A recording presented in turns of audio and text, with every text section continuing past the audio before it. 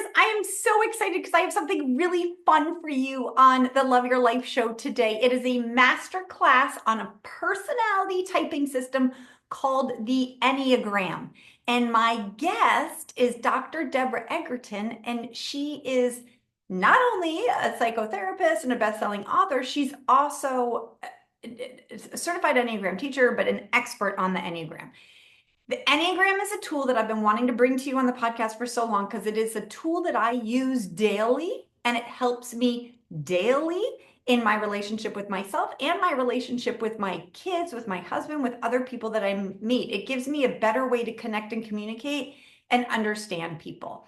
And so I wanted to have Dr. E on the show because she is one of the best in teaching the Enneagram, not only at an individual level. She also goes into corporations and teaches the Enneagram on a corporate level. So if this conversation interests you and you're in that sort of environment, think of having her in because she brings a lot of ease to corporations.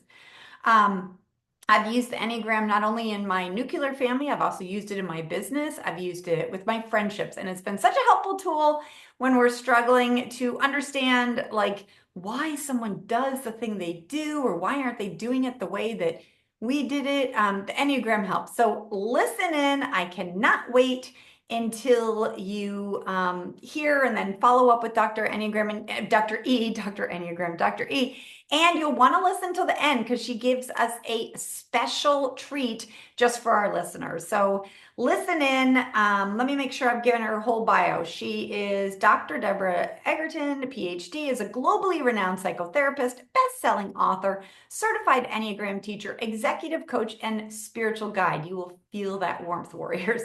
As president of the International Enneagram Association, she holds an IEA certification with distinction for her pioneering use of the Enneagram in humanitarian healing. Affectionately known as Dr. E, she passionately dismantles marginalization, fostering unity through kindness and compassion. Her coaching spans diverse individuals from best-selling authors to executives, emphasizing compassionate approach to inner work using the transformative power of the Enneagram over 3 decades. Listen in and then show us some love. Send me an email, follow her on Instagram. I give lots of ideas at the end. I'm so excited for you listening to listen. Let me just dive right in. Let's go.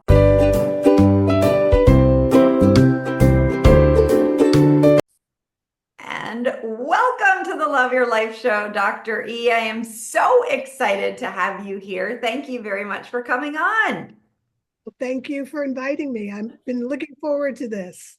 Yay. Well, we were chatting before and I was like, we need to start recording because I have been so looking forward to having you on the show to talk about Enneagram because the way I learned about Enneagram maybe 5 or 6 years ago, I mistyped myself, but I was all in on my mistype.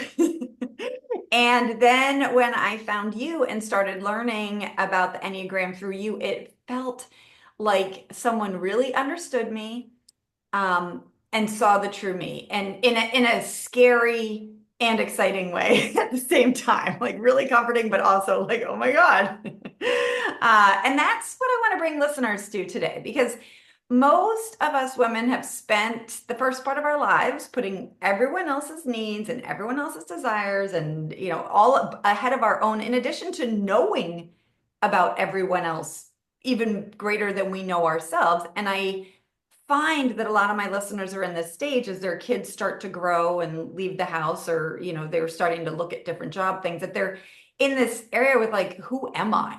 Who am I?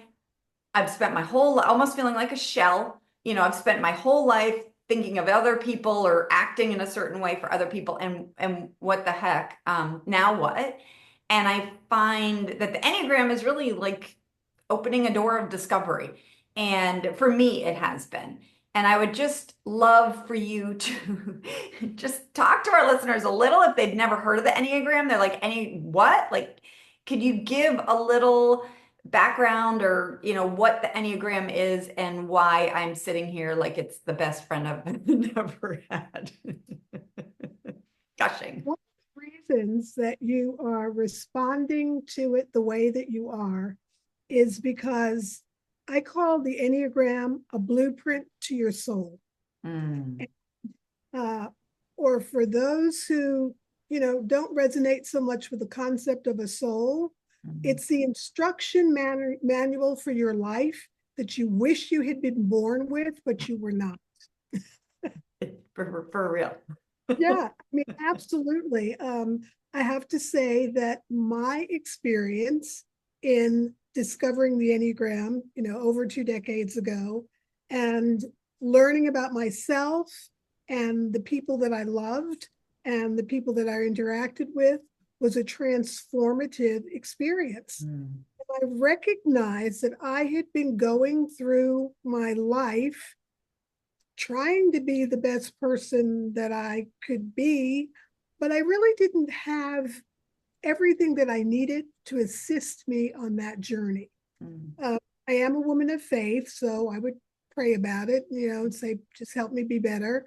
But eventually I found the Enneagram, and my reaction to it at first was, oh my gosh, is this wonderful or is this scary, spooky, creepy, what?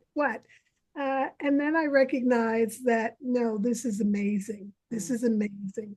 And so just so that your listeners know what we're talking about, the Enneagram is a psycho-spiritual tool that identifies 9 personality archetypes, or 9 developmental patterns of behavior, 9 ways of being in the world. And we're all born with one of them. Now, we actually have all 9 of the Enneagram energies within us, but one of them leads. One of them is the strongest one. And so that's what has been sort of typically referred to as your Enneagram type. I don't like to use the word type anymore, primarily because when people hear that, the reaction to that is, you're putting me in a box, don't type me.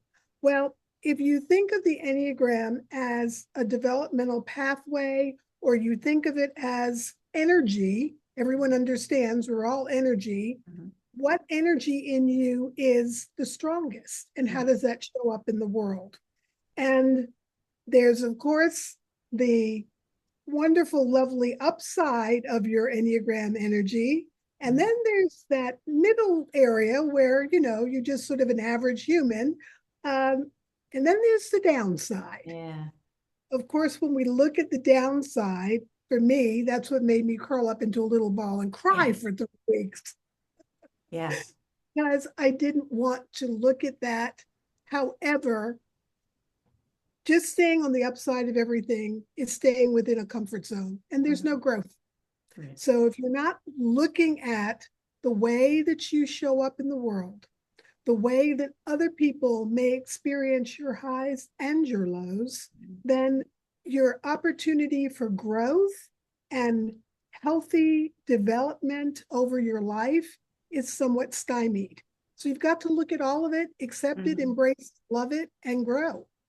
Yeah, for me, it sort of helped me, like, in having a type, or I didn't necessarily resist the box. I probably because of the type that I am, but it gave me some constraint and understanding to be like, oh, this is all this one thing, that, like, instead of like it being, all these areas of my life, that I'm like, oh, no, it's just because you're being driven by this, core motivation, or, oh, this is all sort of under this umbrella. And when it shows up this way, like, you're acting in your highest self, Susie. When it shows up this way, like, you're acting like really like crazy lady. So it was really helpful for me in that way, that some, I've taken a lot of personality, quote unquote, tests, like the Myers-Briggs, and that's all really helpful too. But the Enneagram is one that, when you talk about your soul's blueprint, that's what it feels like to me. Like, it just seeps into every single, like, cell of mine. Like, it's everywhere. And so that can be like exciting. It could also be like curl on the floor. Holy moly. Laugh about that, because I tell people, particularly when they learn from me, that love me, hate me, whatever, but once you know, you can't not know. Okay? You can't not know. Yeah. And so at that point, if you're choosing to show up in what we would call, say, the shadow side. If the shadow side of your personality, your behaviors is what's showing up, and you're refusing to look at it and embrace it, own it, not shame it, not blame it, but just embrace the reality that this is something that I do. This is something that I have done over and over again throughout my life. This is something that is holding me back. And it's not allowing me to land in my authentic self. I mean, it's a gift. It is a gift. It is, and it is, listeners of this show, I mean, it's the Love Your Life show. They're in it for self-development, and it is a level of emotional maturity to just sort of be able to accept, first of all, without shaming ourselves, like, oh yeah, I do, do this thing, and that's all humans do something. So interesting that I now know what my thing is, and that maturity that comes from, not blaming everyone else, but sort of stepping into those adult shoes and being like, oh, okay, let me look at this. So could we go over the 9 types? Because I very much know my listeners are going to be like, oh my gosh, tell me, Dr. E, help. I always start, there are 9 types, but there are 3 types in each one of what we call the centers of intelligence. So we have the wisdom of the head, we have the wisdom of the heart, and we have the wisdom of the body, which culminates in the gut. So the 3 types, we start, at the lowest level and work up. The 3 types in the gut center, the body center, are 8, 9, and 1. And 8, the energy at point 8 is that of the challenger, someone who is very strong, opinionated, wants control, does not want to be vulnerable, and has tattooed on their forehead, do not mess with me. So 8s are strong-willed, decisive, opinionated, and they like control. They do not like to be vulnerable. Vulnerability is like kryptonite.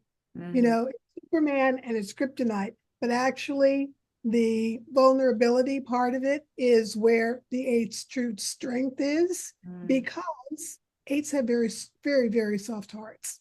And so, all of that bravado and all of that barbed wire is just to keep you from piercing a soft heart. Then we have the 9, who's called the peacemaker, and 9s are sort of chill. Can't we all just get along on the forehead? And they really mean it. 9s don't like conflict. 9s are approachable and will usually go along and do something if asked, but also can be somewhat detached and will lean back, whereas there's another type that looks like 9 that leans in. 9s lean back. And 9s, 8s, 9s, and 1s are all in what we call the anger triad as well. 9s have a temper just like 8s do, and I call that the volcano. I'll go back over the 3 types and the difference in the anger.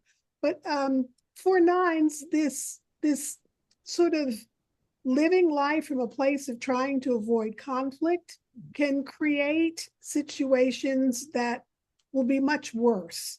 Because if they had dealt with the minor conflict in the beginning, then it would not have escalated into the major conflict that they have to go through later. But at the heart of the 9 is empathy and compassion, and really a heart that is looking for trying to make things work for all people. The agenda is not just about self. It's, if I'm going to maintain my peace at point 9, then I need for you all to be peaceful as well. So that's your 9. At point 1, which happens to be my point, you have people who are have a very strong moral compass. And the moral compass leads to, how hard is it to just do the right thing? Okay, there it is, blazing right there on the forehead. And how hard is it to not to do the right thing is a beautiful way to live your life if you're always aiming to do the right thing, but through whose lens? Mm. And so the challenge at point one, and I call people who have point one energy, they're often known as reformers. I didn't happen to like that term so much. And since I write the books, Yeah. I actually said that when we look at people at point one, there's reformists. There are also people who are considered to be perfectionists, but I've never met a one who thought that they were perfectionists. So I call ones idealist. We're actually looking for the ideal circumstance, the ideal way to do something. And we actually look at that, in a very sort of man from La Mancha, to dream the impossible dream way. Yeah. We want the world to be better, and we want to help to make it better. And one of the challenges I always share with my type one sort of family is that when you're constantly looking at what's wrong, which ones do have an eye for, you can walk into a room, everything can be perfect, but if one picture will be crooked, first thing you'll do is walk over to that picture and straighten it. They know. Our superpower. But that superpower can be harmful because if you're constantly trying to fix other people, what's the message? The message is you're broken. And so learning how to embody the reality that sometimes things are perfectly fine exactly as they are, and there is beauty in broken spaces. That's the one. Now 8, 9, and 1, strong temper, strong anger energy. The 8 will cuss you out, tell you exactly what they feel, and then say, now that I'm done with that, let's go have lunch. You may not want to go to lunch with 8 after that. But they're done. I've gotten it out. I feel better. The 9, it's been churning in there for so long. And 9s deny the anger because they don't want to deal with the conflict. But when it gets to the point that they can't handle it anymore, the volcano blows. Now, unlike the 8, 9s do not feel better when the anger comes out. It's just like the volcano. It scorches its own skin. It scorches itself. And 9 is not going to ask you to lunch. 9 needs some time to heal, because you made me get angry. You couldn't leave it alone.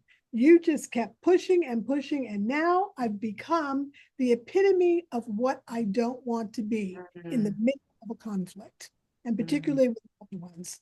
And then ones, the anger is really, it sneaks up on you. Ones tend to try to tamp the anger down until it's impossible to do it anymore. And then it usually manifests in mean-spirited words. I'm going to tell you exactly what's wrong with you and why I'm angry and all the things that you've done up to this point that had made this anger surface. And literally the anger is so acerbic at that point that the person who is the recipient of it is not prepared for, such a kind of mean-spirited anger. So all 3 of those shiny little energies are in the anger triad, okay? When we get, go ahead. Well, I have an 8 and a 9 and a 1, and I am a 1 in my life. And one thing that it comes up for me, the anger for sure with the 8 is like hot and it, and like when it's there, but it also like passes very quickly, like a quick storm, like it's like whatever. Whereas the 9 seems a little more passive aggressive. Like like you'll see it building. When it explodes, it's big, but like that's my thing that I sort of pick up on is the passive aggressive. And then for the 1, I sense like before it blows is the resentment. Like I just notice in myself, that's when I know I'm sort of in that anger place, is I'm just building up this bubble of resentment and everyone else is doing this wrong and like this whole, and so Yeah, it's another. I just wanted to add that because that is interesting to me how the anger comes up or shows up or um And what you're saying, particularly about the 9 and the passive aggressive, mm, that is a wake up call for the 9 when they recognize that that passive aggressive behavior is starting to really manifest. However, it's usually pointed out by someone else. Why are you so passive aggressive? I'm not passive aggressive. and there's the There it is, and yeah. then that's now you're picking at the scab and you're Mm, actually going to knock it off, and then you're going to get that, really angry response. mm, Resentment for the 1 is huge. mhm, Um, and it's not just about other people doing it wrong. mhm, It's also about other people enjoying their lives, mhm, just having fun, just doing what they want to do when they want to do it. And at point 1, it's what we should do yeah, over what we want to do. yeah. And so it's really very freeing at point 1 to understand, what? You've made this little what you have to do cage for yourself. That's what I mean about not crawling into that box. Yeah. You Yeah. crawl in the You've box made the and rules for yourself. Yeah. yeah, and then you start decorating the inside of the box, and then you're isolated from everyone who's living life, in a more Hmm. free and loving manner. And of course, it's going to be a feeling of resentment. Hmm. Uh, I often say that sometimes the 1 reminds me of the little church lady, but the little mean church lady who Yes. has spent her whole life really trying to do the right thing. Mm, Life has passed you by, and everyone else enjoyed their life and you didn't. yeah. Yeah. Yeah. So, like I said, blueprint to your soul, really important, really Hmm. important. Yeah. Uh, Thank you. Want me to move to the heart center? Yes, please. Tell me Okay. about those twos. I think I have some Those, twos oh listening. yeah, oh yeah, yeah, two wing, both of us. So in the heart center where the emotions lie, we have 2, 3, and 4. The energy at point 2 is that of someone who wants to give love and receive love. 2s want to be lovable. We want to go out into the world and give as much love as we possibly can, with the assumption that that love is going to come back to us in some way, shape, or form. The challenge at point 2 around the love is that the greatest fear is of being unlovable and unwanted. And so, the song Looking for Love in All the Wrong Places, Hmm. that that can very much be a theme for uh, the 2 energy in the world, because the love that is expected is not always going to be returned. And it's very disappointing when you are a 2 and you are trying to put love out into the world, but when you really need something, you're coming up empty. Hmm. And what the flight attendant says about put your Yeah. oxygen on yourself first, and then with anyone that's Hmm. traveling with you who may be a child or an adult who's acting like a child in that Hmm. moment.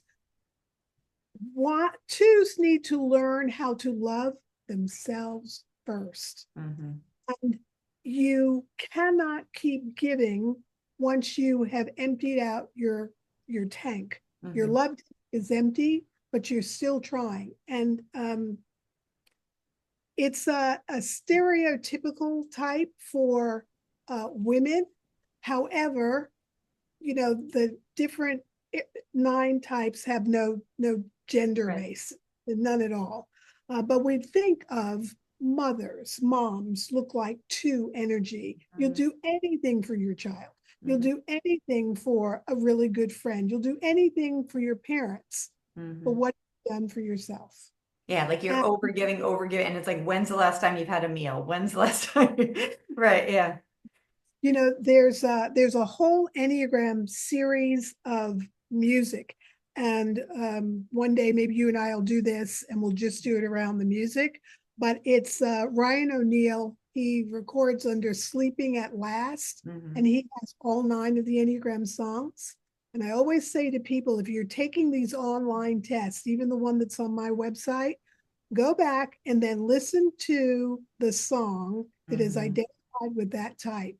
And if that happens to be your type, oh my gosh, it just cracks you Just, wide yeah. open. I'll put that, some of those Yeah, links there, because that, I yeah, had the same experience. It's just yeah, solid. Yeah. absolutely, absolutely. Just, just sort of really hits you, right where you live. Yeah. So what does 2 have on their forehead?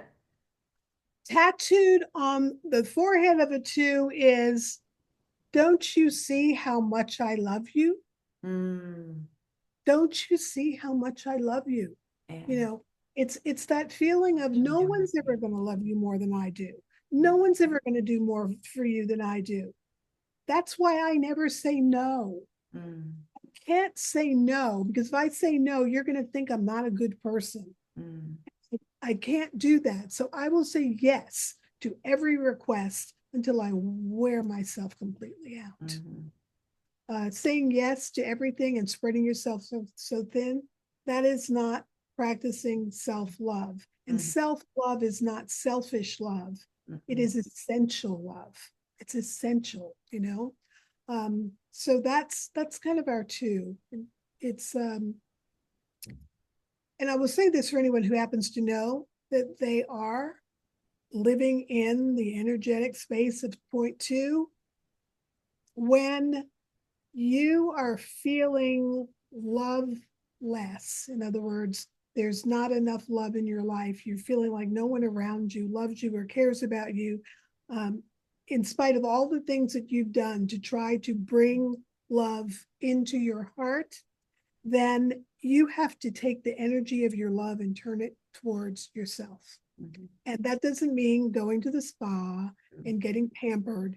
That means going deep within and looking at some of the inner wounds and inner work that you need to do in order to recognize that you are perfectly lovable exactly. So lovable. I know. Yeah. Exactly as you are. There's not a thing that you need to do to earn someone's love. You're not broken, you're not flawed, you're beautiful, and you're loving and you're kind. But if you continue down that path, just trying to give it all away, then it becomes manipulative and sticky, and it doesn't feel good to you or to anyone around you. Yeah. So that's the 2.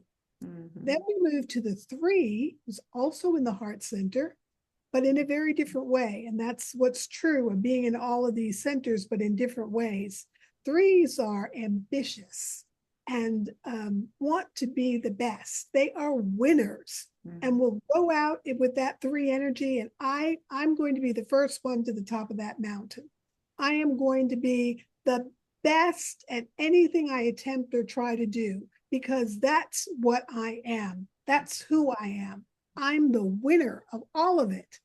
And what's really happening there is at point 3, the energy is looking to look into your eyes and to see the admiration and the respect and the love that you have for how hard I have tried with my point 3 energy.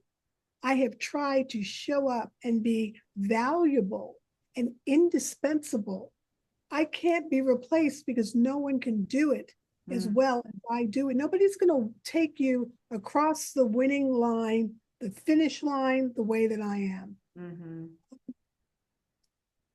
And at point 3, that energy is of such that how much will I give up? At what cost is this winning continuing to perpetuate itself? So I often say that there's a little bit of a faulty wire between the head and the heart at point 3. Why? Because if winning is everything, what are you sacrificing in order to win? Sometimes you're sacrificing family connection. Sometimes you're sacrificing the love of your life. Sometimes you're sacrificing the time with your children. Sometimes you're sacrificing time with your elderly parents. Your health. Your health, your well-being, your mental capacity for just being able to slow it all down. Staying plugged in and connected to everything that's happening is always important to threes. Why? Because at that point, we want to not be left out of the loop. If we're left out of the loop, someone may get ahead of us. So the energy goes into whatever the focus is of winning, of being the best.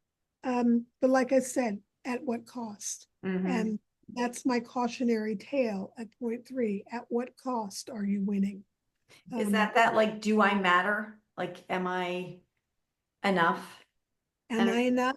Do you see that I am trying so hard to be the best? The question mark is, to be the best for who? Right. Yeah.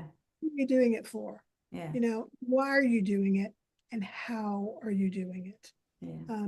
And coming home to your authentic self, who is so much better than any version of yourself that you ever tried to create. And part of the 3 energy can actually shapeshift and try to be whatever is needed in order to win. But being authentically who you are and letting go of all these versions, that's really coming home to the true you. Yeah. Then we move to point 4, and I love talking about point 4. One of my dear friends and mentors, Russ Hudson, said to me one day, people talk about 4s like it's an awful type to be. The 4s are the holders of the beauty in the world. And that is so profoundly true. 4s tend to be people who are creative, who don't want to be anyone else. The energy at point 4 wants to be unique, and it wants to be true to who I am. I don't want to be you. I don't want to be your sister, your cousin. Don't try to force me into a box that does not fit me. And I don't do boxes. I don't do conformity. I do me. So 4s have kind of the understanding of self-love, but not always the practice of self-love down. Because at point 4, you have beautiful, creative humans who want to stand out and to shine with whatever unique talent and ability they were given in this lifetime. However, there's this envy that kind of gets in there, and it's not envy in the traditional sense of the word. It's, why is your life so much easier than mine? Why do I struggle to, just have a simple relationship or a friendship, or just to be seen and heard and understood? It always seems like it's easier for other people than it is for me. So the 4 energy is saying, am I broken? Is something wrong with me? Is it possible for you to even love me? Yeah. And I just want to point out to listeners, like how you just explained that to me was really clear, and how there's a high and a low. Like, so thinking of like the uniqueness, like if you're in the high part of uniqueness, you're feeling alive with your creativity and bringing your unique individual self there. But if you're in the low side, it's unique that like, what's wrong with me? Why is everyone else? It's sort of this like very victim-y, like, why is everyone else so much better? And so I love the Enneagram for that, just in the self-knowledge of just that one little thing. It's like, oh, it can, you could be playing on either side of that. Yeah, the Enneagram does have something, a component called the levels of development. And you can literally, look at the levels of development for your particular point on the Enneagram, and then you can say, where am I? Mm-hmm. And you can look and say, oh my gosh, I'm dropping down into the unhealthy levels. Right. This is me right now. Mm-hmm. And that, when people really go on that Enneagram journey, just to be able to have those sort of touchstones, that information that allows you to see how you're showing up. Because people are giving us clues all the time. Why are Mm-hmm. you so offensive? Mm-hmm. Why are you so angry? Why are you so withholding? All Mm-hmm. right.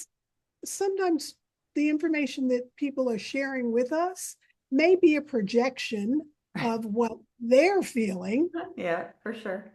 At the same time, if you're hearing a consistent recurring theme in the messages that people are giving you, then maybe you are defensive. Mm-hmm. Maybe you are passive aggressive. Maybe you are withholding. Where are you in your levels of development? So when Mm-hmm. I say blueprint to your soul, I mean Yeah. Yeah. literally instruction manual for looking at how you're showing up and Mm-hmm. how others are showing up as well.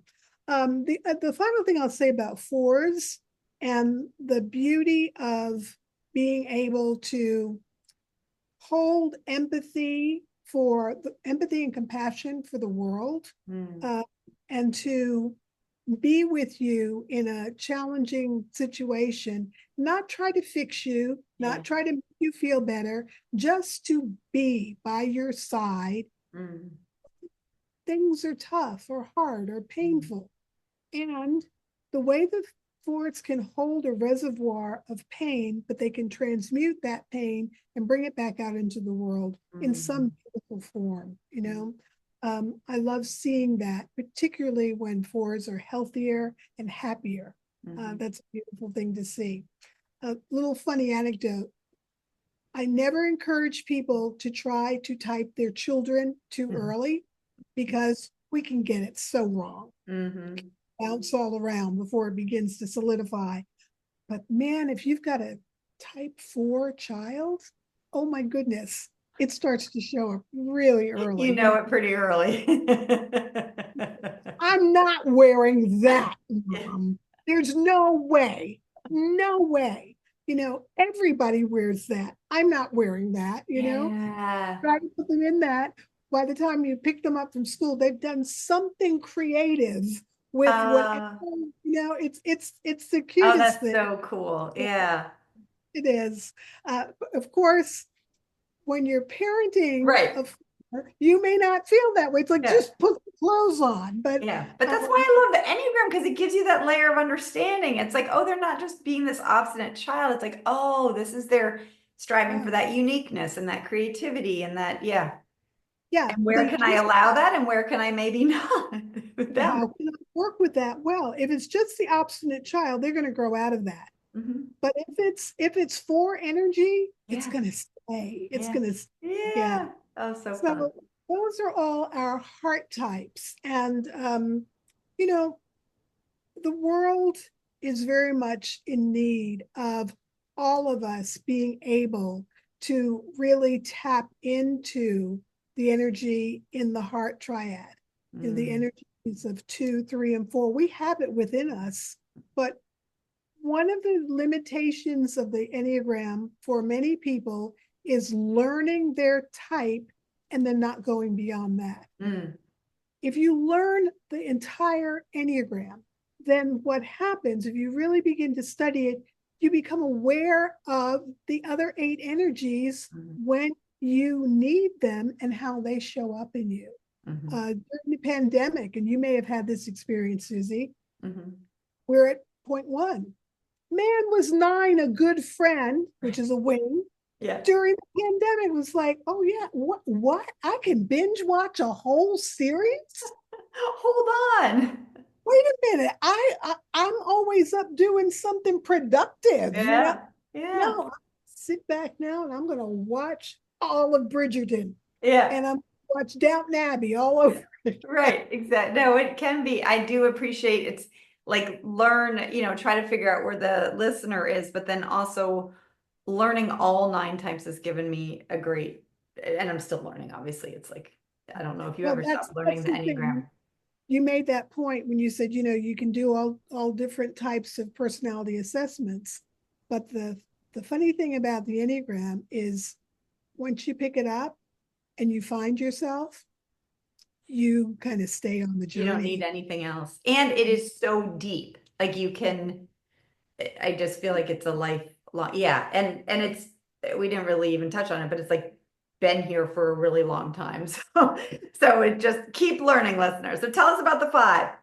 Okay, so 5, we're now in the head center. And I want to point out, once we leave the heart center and we go to the head center, there's a shock point when we, go to any of the centers. But if you look at the Enneagram symbol, there's that gap between 4 and 5. Okay. And sometimes going from the heart center to the head center, it's almost like the dark night of the soul. And I'm feeling that as who in life has not had a conflict between the head and the heart? Who has not been in that situation where I know I shouldn't be with them, but Right. plus, so it's I kind of distill it down to that to make it more understandable. But in life, we sometimes have to take that journey. And when we get to the head center, there's a little bit of a jolt, because once we go up into our heads, and particularly at point 5, we find at point 5 this energy of I need to be competent, I need to be capable, I need to know everything that I can possibly know. And that knowledge is power for me. And I'm going to take that knowledge, and that's how I'm going to find my place in the world. So the 5 energy is seeking to find a way to belong through competence and knowledge and information. My warning to my 0.5 energy friends is always, when data and information becomes more important to you than the people in your life, that needs to be a wake-up call.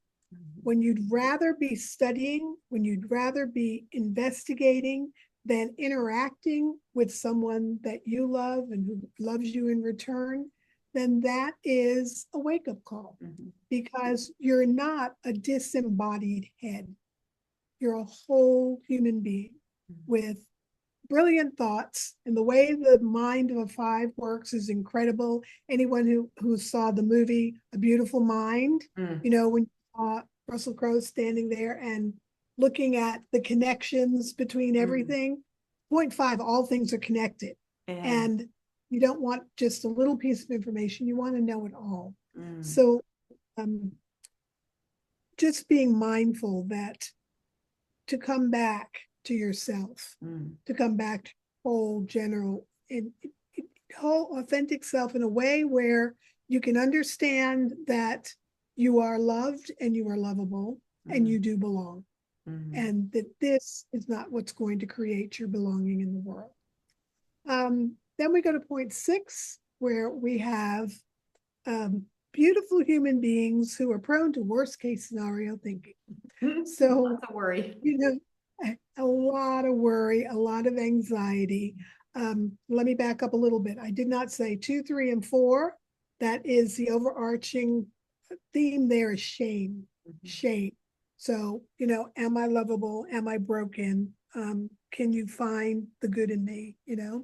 And when we move into the head center, the overarching theme is anxiety and fear. So once we get to point 6, we really see how that shows up, because imagine if you were able to figure out what could go wrong every single day. Imagine if that was your superpower. And for 6s, it is all about being prepared for the inevitability that stuff happens and it goes wrong. But to be prepared for it is to have the structure, the understanding, to look at what happened before and to make sure that it's preventable in the future. And 6s can plan for the inevitable whatever in ways that many of us will never be able to understand or embody.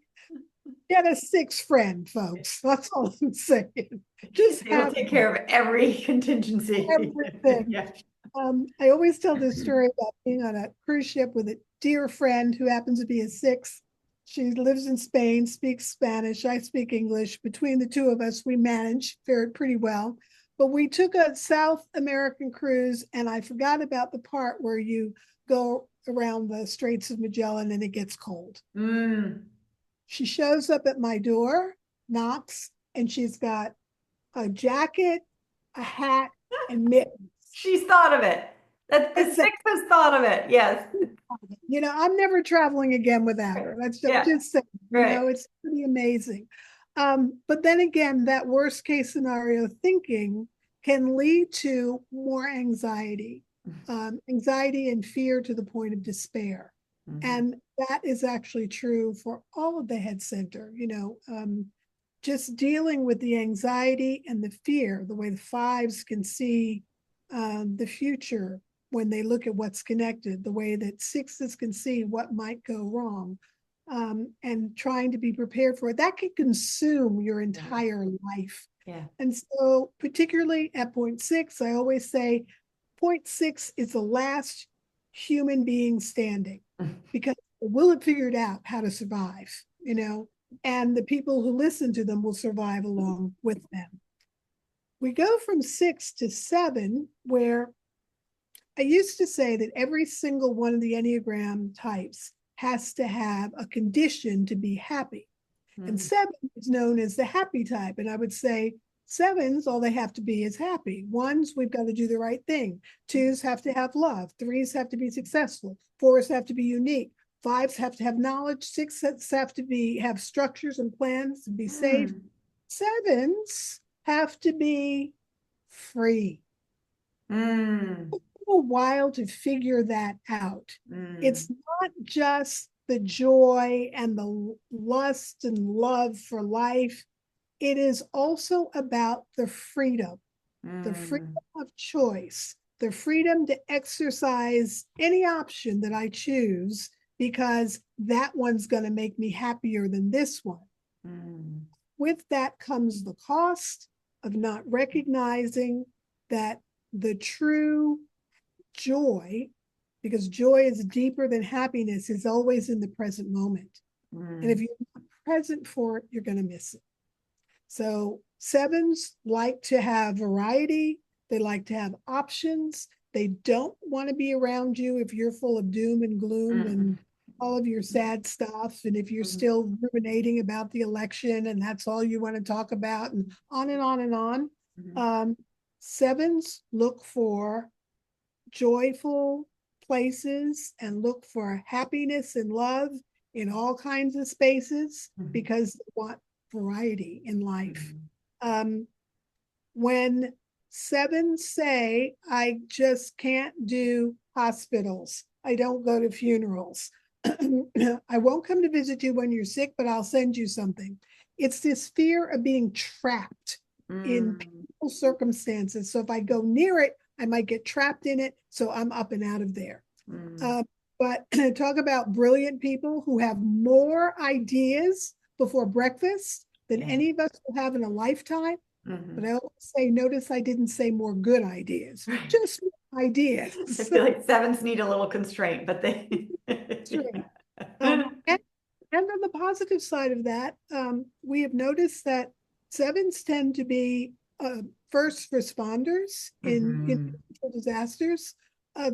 They'll show up because there's an adrenaline surge. There's a desire to be of service and to help. And also, do it, move it along, and you're helping to create circumstances that are better for someone else. So that's kind of the contradiction thing that happens with sevens, but a beautiful, joyful space to inhabit, particularly when grounded and centered in the joy of the present moment that sevens can find and can actually maintain with a little work. So that's around to all of the types. That's beautiful. You went through very quickly there, but like the desire, like sevens need to have freedom and six, but we missed eight and nine. Is eight? We started with 8 and 9. No, you told me all of them, but just when you were talking about seven, you went through the one needs to be right, two needs to be love, three. So does nine need peace or calm, and eight needs safety or Eight needs 8 needs control. control? Control. I need to be Okay. able to control my own Control, circumstances, okay, like control security. how to Yeah. look at things. Okay. And 9 does need peace to be Okay. happy.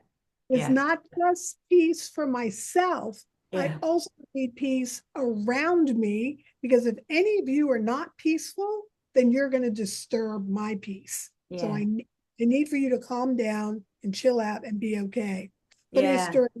Funny, a friend of mine, she was leaving her husband to babysit the kids, and the kids were always fighting about the bandwidth and who was using too much of it. And so while mom wasn't home, dad, just a 9, disconnected the internet and said, it's out, it's just out, you know, just no internet. Yeah, I don't know what's going on. That is very familiar to me, being married to a nine. Like both of us I know, I learned. do that. Yeah, I'm like, it's so funny. Yeah. Yeah. Well, I am so grateful for your time, and I could talk to you for hours, because what I want listeners to get to is that, Dr. E just touched on really like the tip of the iceberg with all of these Enneagram types. And there is so much more here in your work, and you've done so much. So I see you reaching for your books, which is yes, You're please. easy. Yes. I wrote that for exactly this reason, for people to be able to find the Enneagram, but for it not to be so erudite that you can't connect with it. Mm-hmm. So in Enneagram Made Easy, I do a lot of translating of the terminology so that it's understandable and accessible. And I want the whole world to Oh, be for able sure. So I want to give a plug for that book. I haven't been able to get it yet in Australia, but I've been able to, like, how Amazon you can like see in it. So I see how magical it is. Also, you have journals for each type, which is amazing. For our listeners, which I will put in the show notes, she has given us Enneagram cards, which I got my copy and I'm so excited. And it is a overview of each of those 9 types. And I just really encourage you to become a stalker of Dr. E. She has a podcast. She has a great website. You've just put out so much to help us in this self-discovery and becoming our best selves and loving ourselves, that I'm so grateful. So I will put all links in the show notes, and I just want you guys to just really dive into her work and go tell her how much you're learning from her and how much she's helping you, because she will. I'm very willing. I think we're at a moment in time where the world needs a whole lot more love. Mhm. And we need to lead from a place of love, not a place of fear. And particularly women, we need to raise each other up. So I'm on a mission to create a sisterhood that circles the globe. And I do have particularly people from all over the world that I'm working with, because we have to learn how to love and embrace each other. Yes, And the please. world will get better. The world will get better. That is a perfect place. And I just heard this quote yesterday: when the power of love overcomes the love of power, the world will know peace. So taking Dr. E's work tells us how to dive into that love. So let's go. Thank you so much for coming on. Thank you, Susie.